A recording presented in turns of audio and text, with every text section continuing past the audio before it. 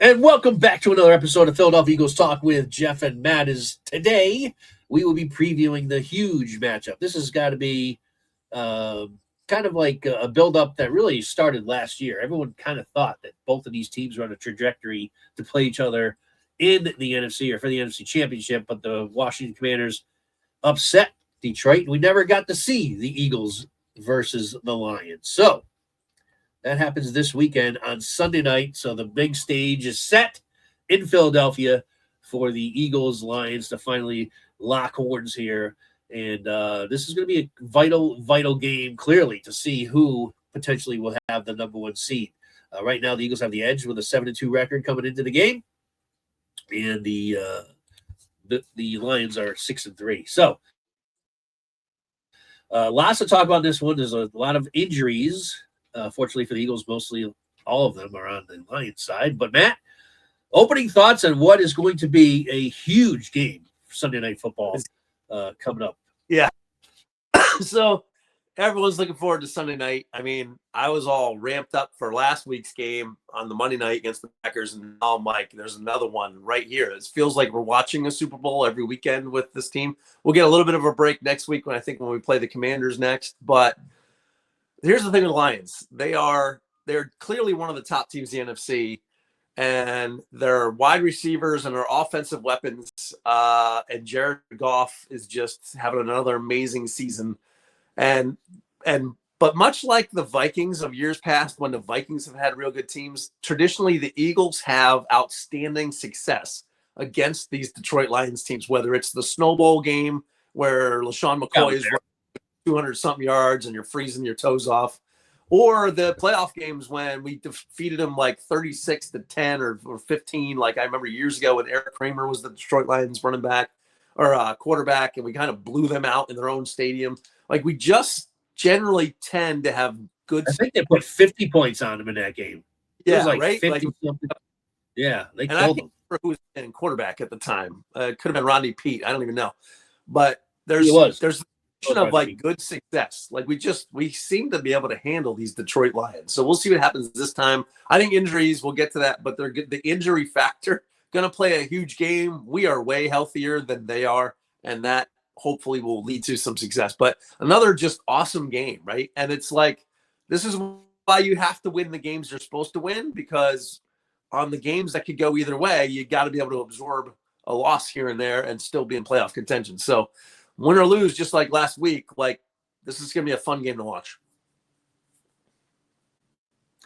Yeah, this is one of those games that everybody will be watching too.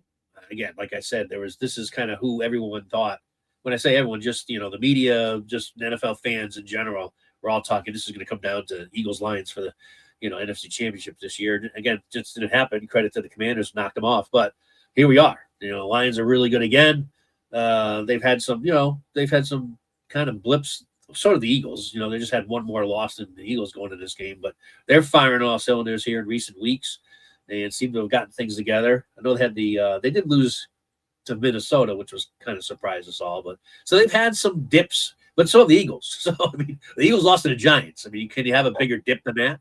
So it's going to be whoever shows up and performs and doesn't turn the ball over like these typically big games go. But let's get into the injuries, because that is kind of like the underlying highlight of this heading into this one. The Eagles,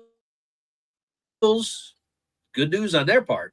Cam Jurgens returns. So we get our Pro Bowl center back for this game, as he's been battling. He's been out for almost a month, right? We missed obviously the bye week last week, and I think a week or two before the bye week he missed, didn't he? He got hurt in the Minnesota game. So when was that? I thought he was injured for that Giants game. And he was. Okay, so he got hurt in the Giants game, missed Minnesota, missed the second Giants game, missed the Packers game. Yeah, so he's been out a month. Yeah. But kudos. So he returns. Toth came in there, held up strong. So just thank you, Toth, for playing good football the last 2 weeks. Exactly. Yeah, ball, though, we appreciate it. Yeah, but it's always good to get your starter back. So he's back, and other than that, everyone. I mean, everyone. I can't remember the last time we were able to say this point in the season. Everyone practiced in full. So the Eagles full go. There's not a single, knock on wood, injury that they have heading into the game. So the Lions, on the other hand, they have 10 notable injuries, which is insane. Now, not all these guys are necessarily impact players, but some of them certainly are. Arnold, their cornerback, who, by the way, was the guy that the Eagles were kind of figuring out. If you remember that draft, the top two Terry and Arnold was the top two corners in that draft was Terry and Arnold and Quentin Michael. And obviously, the Eagles clearly got the better player out of those two. What did I say? Quentin Mitchell. Quentin Mitchell. You said Quentin Michael, that different Eagles player from a different era. I just want to make sure we're accurate and we're correct. Thanks. No, I'm laughing at myself. It's just horrible. Thanks for the clarification. Yep. Fighting off if it were cold, I wouldn't have corrected you if it was a regular mispronunciation, but that's actually a former different guy, different Eagle, different era. So yeah, it was. So anyway, my point was with all this that the Eagles clearly made the better pick because Arnold has been kind of I don't want to say bust, but he's certainly not been panning out as a first-round pick thus far. But anyway, he's going to be out. He's definitely out for this game. Kirby Joseph, their other pretty good safeties, out for the game. So there's two guys in their secondary starters that are out. And the big one out of even those two, the biggest one, I think for me, and the keys to the game, which we'll get to later, Sam Laporta is missing this game. They're all-pro tight end. So that's huge. That's a big loss for them. Now, some other ones I'll run by really quick that are questionable for the game. And there's even more than this. I just kind of highlighted the guys that I've at least heard of. Amik Robertson's one of their other starting cornerbacks. He's questionable. Penei Sewell, their offensive tackle, was like all everything.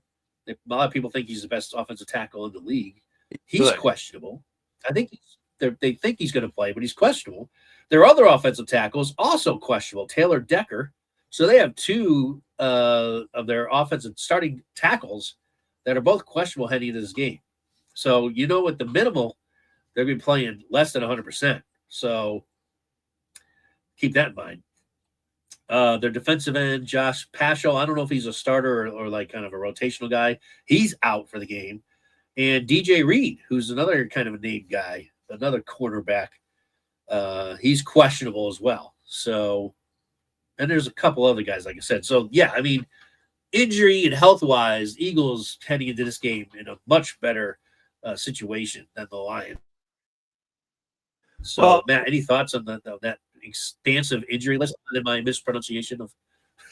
No, I didn't catch any. I would say this: right. If there's any game at all this season where the offense should be truly explosive and clearly going to be an indicator of whether KP, the OC, can or can't call the right game plan, like this is going to be the one. If we cannot take advantage of this banged up defense with our completely healthy offense and have the right plays to let A.J. Brown and Smith and Goddard and everybody just have a field day, then this will be the one that gets the most criticism and might force a change. You've seen other teams around the league over the last 2 weeks start to make these types of changes, whether it's Dan Quinn in Washington taking over the play calling on defense and taking it away from Joe Witt. Like these little changes have been made. Brian Daboll gets fired last week. He's the second coach of the year to be fired. So, we'll see what happens with Sirianni. Yeah, Dan Campbell did it with the Lions. He did it last week. Yeah, took over the offensive play calling, right? So Nick, the precedent is there for you to do the same if you don't get what you want. I get it. AJ is still talking some smack. I don't really care, by the way, about what he said playing a video game with his buddy. I'm like, who doesn't say that? Like, everyone comes home from says like, it's a shit show. There's no, the media's got to let that one go because he's not. Yeah. He's supposed to have private time to be able to say whatever he wants. So that one did you catch his interview that he actually made when they asked him about that? Did you catch that one? I don't know if I caught more than just a snippet of it. What did he really, for the first time, he didn't sugarcoat anything. Like he wasn't like speaking in cryptic code or anything like that. He just said he didn't deny it all. He's like, yeah. He goes, that's fair what he said, and he kind of got into the reason. He's like, listen, I'm a competitor. Our offense is struggling. I want to be contributing. So he's like, that's my issue. He's like, this has nothing. He goes, yeah, sure, I want to win. Yeah, I'm glad we're 7-2, but we're struggling on offense, and I want to be a contributor. He's like, I don't feel like I'm contributing. So I'm like, all right, AJ, thanks for it's much better for you to come out and just say that than all these messages and secret texts and coded cryptic messages.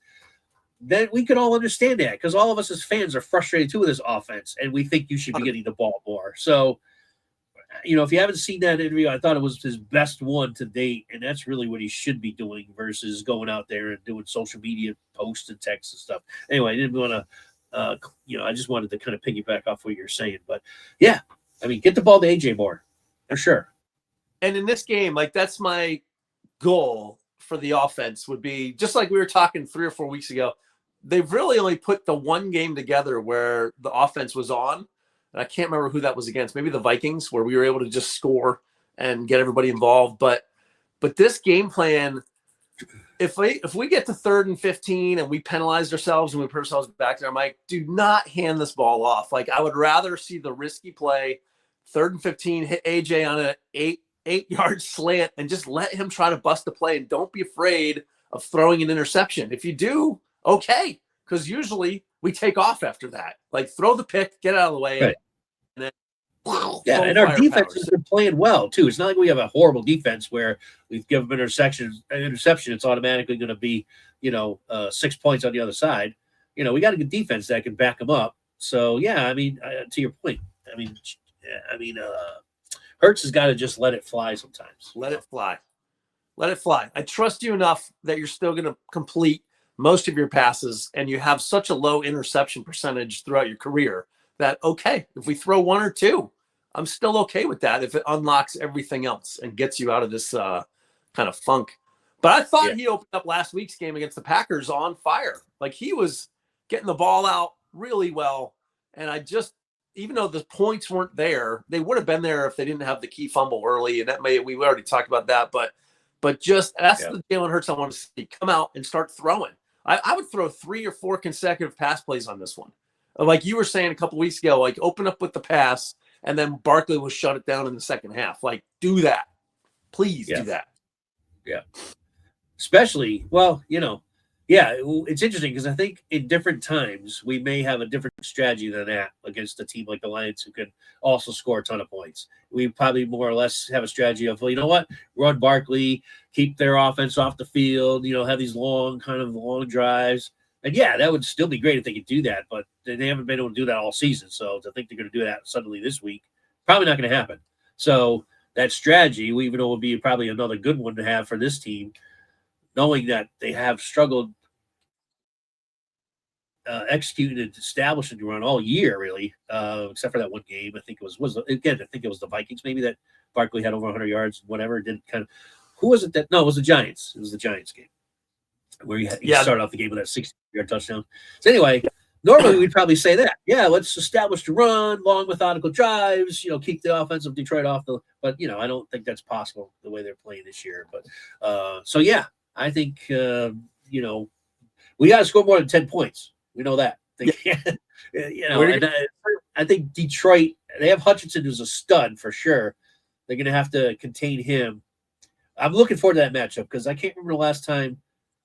I really can't remember the last time because Hutchinson, missed the whole year last year. Has he faced the Eagles? Like, I'm trying to remember if we've actually. He's a great player. I know I've watched him play many times. I don't know if the Eagles has he played the Eagles yet or not. I don't remember if he has. I'm looking forward to him lining up against whoever it is, Mailata or Lane Johnson, and watching that battle, because that's going to be awesome to watch. From that standpoint. Yeah. If we get the ball first on the coin flip to start off the first quarter, my first play is the exact same Giants running play, but it's a play action. And you just fake the handoff and just throw the bomb out there. I don't care if it's intercepted. It's a bomb. It's the first play of the game. We'll have time to recover, but I want to see us just put AJ in the end zone to start off that game. And then I think everything else will take off. I would take the risk and I would just chuck it. I like that. I didn't think about that, right. But I like that. I like it. Yeah.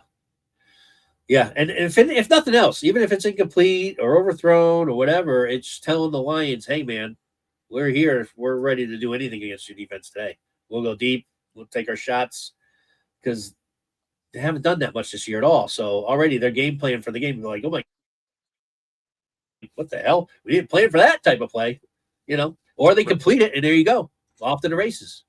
And if they complete I like that. I hope they do that. Yeah, hope they do that. The run game will be open all day.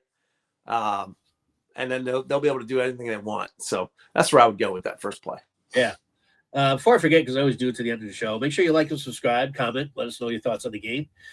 So as we dig into it a little bit further, now that we talked about the injuries, not sure are we ready to get into the keys of the game? Just didn't know if you had any overall general thoughts here before we go to that. Yeah, I think in general, the injuries, we are 100% and they are not. So time to take advantage of that. That's where the injuries are at. Yeah. All right, so let's get into the keys of the game. All right, so I'll start with mine because when I'm thinking about kind of breaking this game down, and I mentioned it earlier when I went through the injury list, I think Laporta being out in this game is a huge break for the Eagles because I know it's not like rocket science to say that, but he's the guy that always concerned me, even though we have Cooper there that probably would put him on there for coverage. But the fact, it's more or less not even that. It's more or less that they don't have him as a weapon. It's one huge weapon that is out of their offense. I know Geoff loves to go to him in the red zone. It's usually either him or Gibbs, typically, in the red zone area. And now it's going to only be Gibbs. Or I don't know if their backup tight end's pretty good. Maybe he is. But to get to not have Laporta in there as an option, either A or B in the red zone, I think is huge. So I think just him not being in the game is one of my keys to the game. I think Eagles need to take advantage of that and either double cover Gibbs or I have another. Well, I guess I'll just blend it into the other thing I want to talk about with the keys to the game, and that is I think when the Vikings, if you watch the Vikings game against Detroit, one thing that they did, and I think I mentioned this during the last podcast, is they were showing them all kinds of blitzes, especially on third down. They were sending the guys all the time almost on third down. And what it did was they kept Gibbs in the back field in pass protection. So it was a great scheme by the Vikings. And I'm hoping that Vic watched that and was paying attention to that game because when they didn't have Gibbs, then they do go to Laporta, like I was talking about earlier, or Amon St. Brown. They have a lot of weapons. But if you keep Gibbs back there, who's dangerous, man, that guy can, as we know, he can catch a ball and take it the distance, run the ball and take it the distance. He's that dangerous a running back. But if he has to stay back in pass protection, then that's another weapon that Geoff can't go to. So that was my other kind of key to the game, blends in with Laporta not being there. So I'll pass it on to you now for your key to the game. Yeah, so those are huge for me. I'll put the cap on that for both of those players. If they keep Gibbs under 75 yards rushing, I think that's going to lead to an Eagles win. And if you don't have your starting tight end, who is usually setting up key blocks to spring Gibbs on the big runs, then that might play into that whole thing's combined there. My key to the game is you still have to cover Amon-Ra St. Brown and Jameson Williams. And both of those guys have speed and catch. And that good old number 2 cornerback spot is going to be under the spotlight again for this game because Blankenship and the safeties can't run with these guys. So if they are able to protect and give Geoff time, we could be watching balls go over our heads on some of these plays with the speed and the skill set that they have a wide receiver. So I think Q will have his matchup will be fine. He'll handle it, but he might even get beat. He's not the fastest cornerback, but he's the best one we have. But these other guys, that number 2 spot is going to be a danger, I think. Could be exposed once again here going against the Lions if Geoff has time to pass. So if I'm Vic Fangio, I am putting this on the defensive line that says you cannot leave our defensive backs out to hang here because you've got to move Geoff off of this spot. Have to. Yeah. You don't have to get the sacks. Got to get him moving and in a panic mode to be able to do something. And we have the horses in the stable to make that happen. Otherwise, why would we make all those trades? You know. especially with Phillips. So we do now, especially with Phillips. Yeah, we haven't brought it up yet, but weird that Jair Alexander retires a week after we traded for him. It was that night after our last podcast. I think it was like literally like half hour after our last podcast. I read that news. And I'm like, what the hell? Yeah, everyone's got to take things. I guess he's got some stuff going on, and he was really at that point. But I don't know. I don't know if he hasn't retired yet though. After he kind of stepped away, so maybe he does come back. Maybe he's still dealing with like some injury or something. I don't know. But that one was weird. Either way, we don't have him in our stable. But I would like to see Ja'Cory Bennett on the field and start playing some football. Right? You're like, please, somebody come save the day, and yet he played one game, had like he had some handsiness going on, a couple flags maybe tossed his way, but then haven't seen him. So he might be the answer we're looking for. Wouldn't it be great? Wouldn't it be great if Ja'Cory Bennett gets an interception playing in that number 2 cornerback spot for this game? Wouldn't that be awesome? Be huge, big confidence booster. It's I'm glad you brought up that. Was actually another key to certainly in my area, and that is, that number 2 spot is going to be tested. Like you said, they'll even test. They're fearless. They have Dan Campbell as their coach. They're going to go after Mitch. They're not going to be afraid to go after Q either. But we're not worried about Q. Obviously he's established himself as one of the best corners, and even they get beat every once in a while. So I'm not worried about him. But man, they could seriously attack that number 2, whoever it is. And I'm thinking if there is a game maybe for what's his face there to start. Not Bennett. Who's the other guy there? At cornerback, Jackson? Yeah. What's that? Adoree Jackson? No. The other one. The one that's been bothering me the whole season. Starts with R. Keely Ringo. Ringo, thank you. I wanted to call him Riggs, but I know I was wrong. Ringo. Yeah. So I mean, to me, him versus was it Jameson on the other side? Yeah, Williams, yeah. So with him on the other side there, Williams is basically their speed guy. You don't really see him running slants or anything. He's usually their deep threat. Like that would be a guy that Ringo would probably match up the best against because he's fast and tall. So I don't know. Maybe if his matchup at least early on, and then if he gets toasted, I'll be like, all right, get him out of there. But that might be like the best because Ringo struggles with the guys who just do the quick outs and all that because he's a bad tackler and he just doesn't. That's not his strength. But his strength maybe downfield 1-on-1 may be where he's the strongest because of his height and speed. So I don't know. I'm just kind of thinking out loud here about my matchup with Williams on the other side. But either way, they're going to test for sure whoever's covering Williams. I'm going to say Brown. I would think that Q would be on him most of the game. He's a great receiver, great hands. That guy catches everything. So a lot of weapons, but less weapons than you would have to deal with if Laporta was playing. What would be the other keys? I know you mentioned the pass rush. Well, that's really it. I don't know the passing game. You've got to be able to have more than just Dallas Goedert and 1 or 2 balls going to the receivers the rest of the game. Like, so how about we throw the receivers first and then you use Goedert as the 2 or 3 catch guy this game and see what our receivers can do.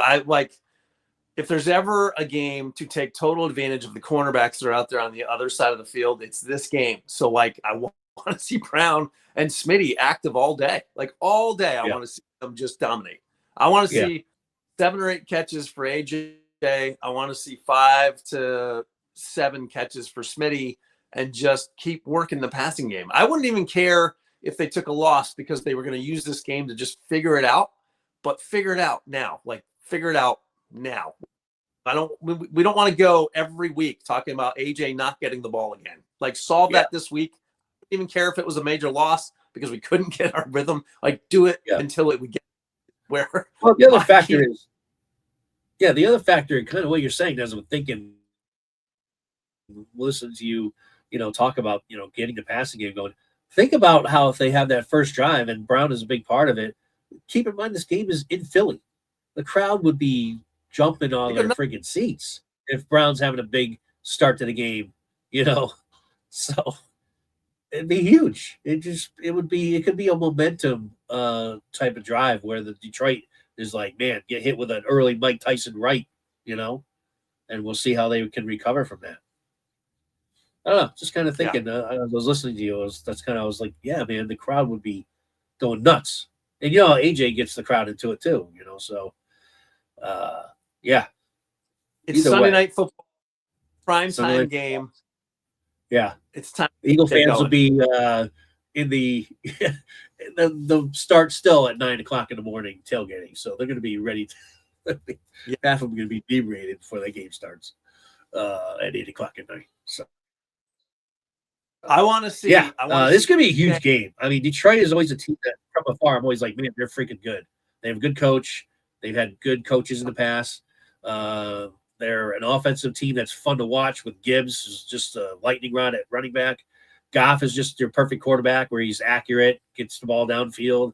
Laporte is a great tight end to watch. Unfortunately, he won't be there, but Jameson's a deep threat. He's kind of established himself as that. And Amon St. Brown has been a great receiver for many years now. So, yeah, the team's loaded. Then they got a good offensive line. So our D line is going to be tested too. I know I talked about the injuries. They have a couple guys nicked up, but if they play, it's one of the better offensive lines in the league. Yeah. So let's see what we could do against that and see what we got on our own D line.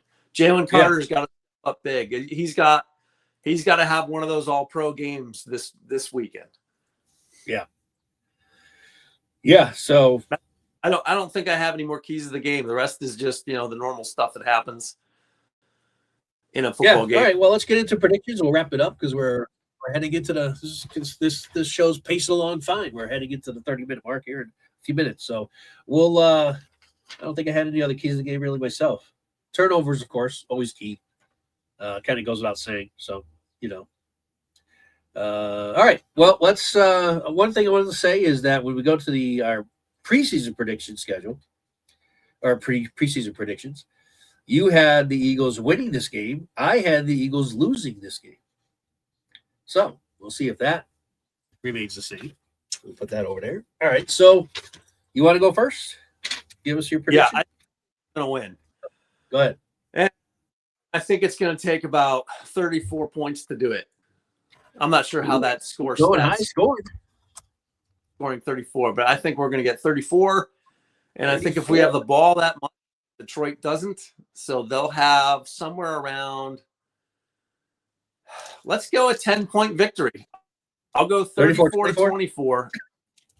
You can see where I'm putting the eggs in my basket. It's putting on this offense coming alive and setting the tone for Sunday night. 34-24, Eagles. Well, unlike what I usually do, and that is like sit there and for 2 minutes while I'm trying to figure out my score. I actually did that before this podcast. So, ironically, and this has happened quite a few times in recent predictions, I have the same amount of points for the Lions.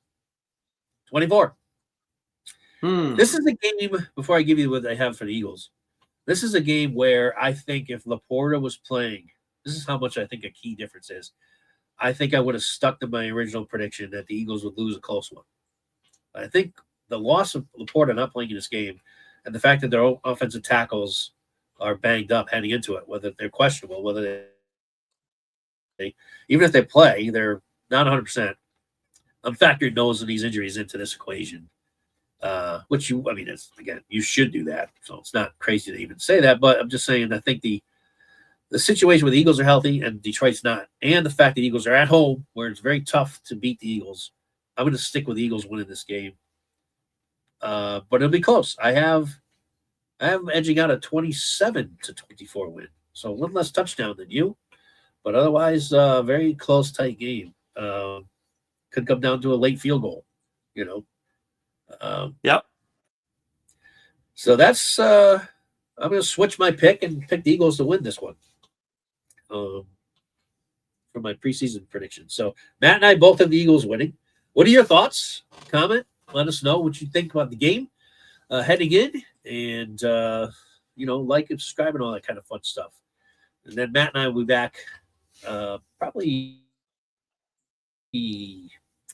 Monday or Tuesday evening with our post-game review of the hopefully we're talking about another Eagles win.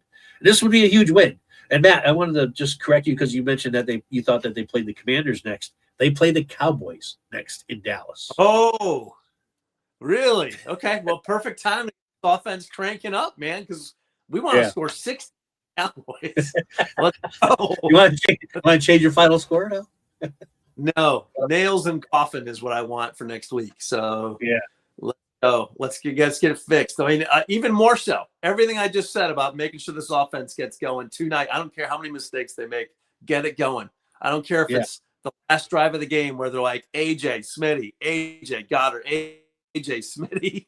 That's what I want to see. Crank it up. Yeah. Take advantage of your superstar. Put this all behind us, and let's focus on the Super Bowl. That's what I want to see happen Sunday night. Yeah. This might be the first preview that we didn't mention in terms of our prediction or keys of the game, I should say, of Barkley. We didn't mention Barkley at all. Neither one of us did in our keys of the game, which is interesting. Nope. I guess we're saying whatever gives us as a bonus for this one. But I would use it more again. Why don't we use it more in the passing game? I didn't see after 2 weeks ago when they did they ran a couple of screen passes. They didn't do any of that versus Green Bay. So I'm like, why? No. Again, sometimes it's the Eagles just frustrate you. It's like there was not one screen pass that they threw against the Green Bay defense. So maybe they bring those back out this week. If it's one-on-one on the outside, it is tough to tackle Barkley if that ball's delivered on time. Right? Usually a little bit late getting the ball out there because he's trying to go through other reads first. I'm like, sometimes you just know it's there, so just throw it and get Barkley that ball in space again. You'll make that person miss. I would say I want to see passes. Run it only if you've beaten that horse down. Use all your weapons. Throw it. That's what I want to see. Yeah, I love your idea of starting this game off with a play action, fake the Barkley, and then go deep to Brown or Smitty. But Brown would be more fitting just because of all the shenanigans going on off the field. What a way to start. If that game starts off that way, man, holy smokes. The Link would just lose it. It would be awesome. Like I said, then we'll have to see how Detroit would counter that from being just hit right off the bat with a huge offensive play or touchdown drive right off the bat. So are you saying that if you were the coin toss, you're out there calling the coin toss, and you won it, sounds like you would want the ball versus deferring, or what would you do? I would take it first. I want the ball. Yeah. Throw a little Doug Peterson aggressiveness in there instead of this big time conservatism of always. I'm like, I get it. And we've won games, so I'm not arguing against the strategy. I still say coaches know what they're doing, and we are 7-2. But why not just take that chance this game and say, we're coming at you, Lions, and here we go. We're getting the ball first, and you better be able to play. And I wouldn't even mind if we play acting to Brown and say, AJ, when you take the field on that first stride, shrug your shoulders. Show them that you're barely going to do anything this game because that's where your mental state is. I'm like, tell the cornerback, I'm like, this ain't coming to me, dude. They're running Barkley on the right side, and then hike, boom, go. And that's what I want to see. Yeah. Sucker them. Let's go. And then beat them until they can't get back up.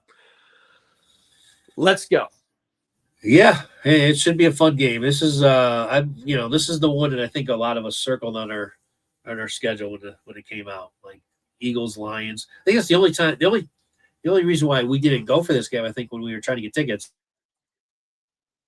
is because it was a Sunday night game and that kind of messes with our work schedule for both of us. So I'm thinking, man, why didn't we try it for that game? But now it makes sense because it was the Sunday night game, 8:00 game, whatever. So, but man, the atmosphere is going to be lit. I mean, at the Link.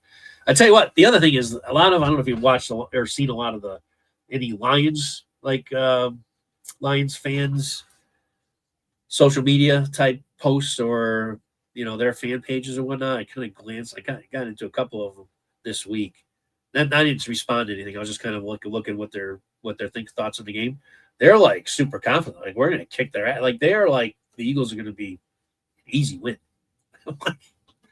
Right. Go ahead and think that. I mean, you may win. I don't think either of us will be shocked if the Lions win this game. But you think you're going to go to Philly and easily beat the Eagles? Yeah, well, they might be in for a super rude awakening this Sunday night, but who knows? I mean, maybe if they do, then there's going to be a super, not only disappointment but a huge statement that number one, the Lions are really, really that good, and the Eagles are not. But I don't foresee that at all. We just gave our predictions. That would shock me. That's probably the only thing that would shock me. So the Lions came in and won like by 20 points or something like that. That didn't happen. But these Lions fans are just pie in the sky thinking going into this game. So anyway, all right. Any final thoughts? Yep. All right. That's it. Everyone enjoy the game. It's going to be a huge one. And as Carrie Underwood says, we've all been waiting for Sunday night. We're all waiting for Sunday night. Enjoy the football during the day and knowing that you have the icing on the cake with the Eagles Lions on Sunday night. So with that said, thanks for watching. As always, make sure you like, subscribe, comment, and we'll see you in the post-game early part of next week when Matt and I return. Till then, fly Eagles fly, kick some Lions ass, and we'll see you next time. Matt? Go Birds. All right, we'll see you, buddy.